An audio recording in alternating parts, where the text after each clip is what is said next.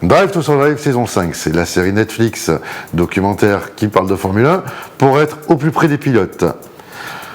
On a une excellente mise en scène, les courses sont très bien mises en scène, on a un montage qui est très bien mis en scène, on a par exemple des cuts au moment des interviews où on a l'œil du pilote et ça va cutter sur le pilote dans le baquet ou l'inverse.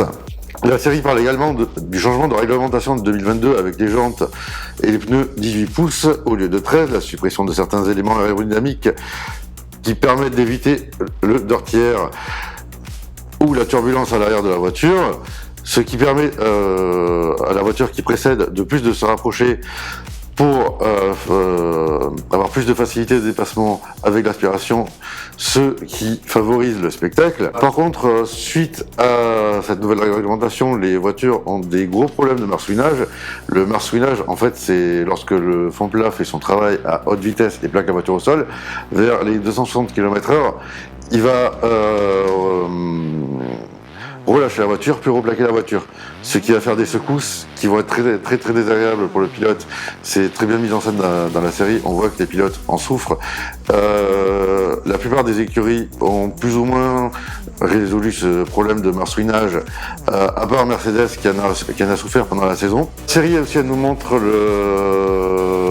les conséquences de la guerre en Ukraine avec la suppression du Grand Prix de Sochi, Haas qui perd son principal sponsor, qui était un fournisseur de gaz russe, mais qui obligeait l'écurie à faire courir son fils, Nicolas Mazepin, qui était un très mauvais pilote. Donc c'était une grosse épine dans le pied de Haas, et c'est une bonne chose qu'au final, l'écurie puisse rebondir en perdant son principal sponsor.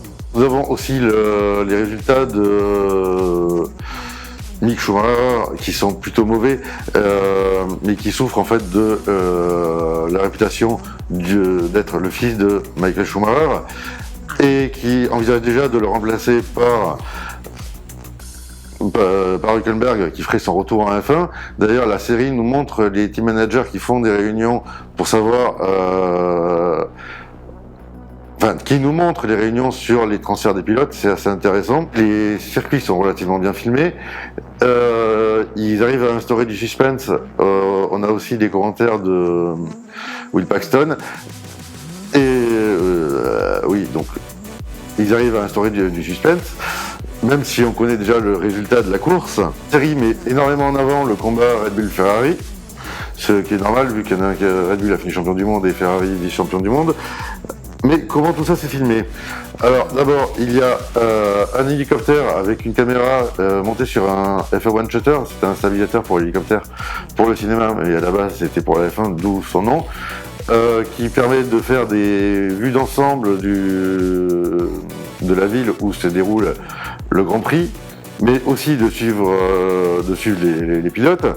Ensuite, on a la Camel Cam pour les départs ou les grandes lignes droites avec les zones de DRS.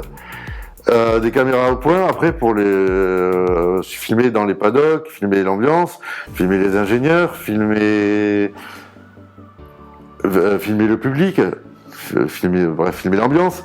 Après on a les GoPro embarqués sur les voitures, on en a sur l'aileron avant, sur la Bing Wing, ça filme l'ouverture, la fermeture de DRS, ça filme la torsion sur les ailerons.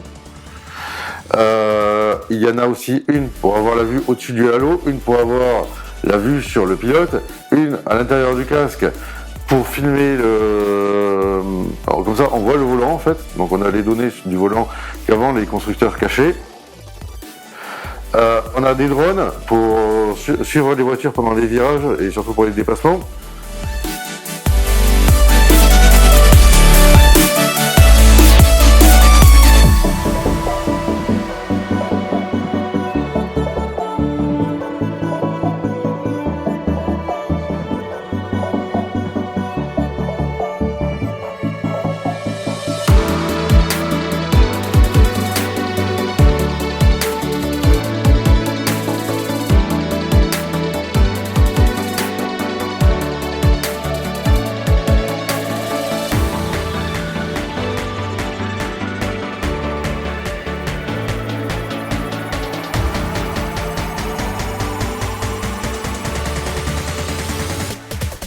Après, on a des caméras fantômes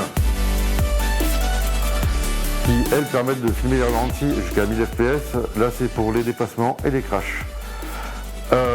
Nous, on peut filmer jusqu'à 300 fps. Par exemple, là, ça vous donne une idée d'un ralenti 12 fois.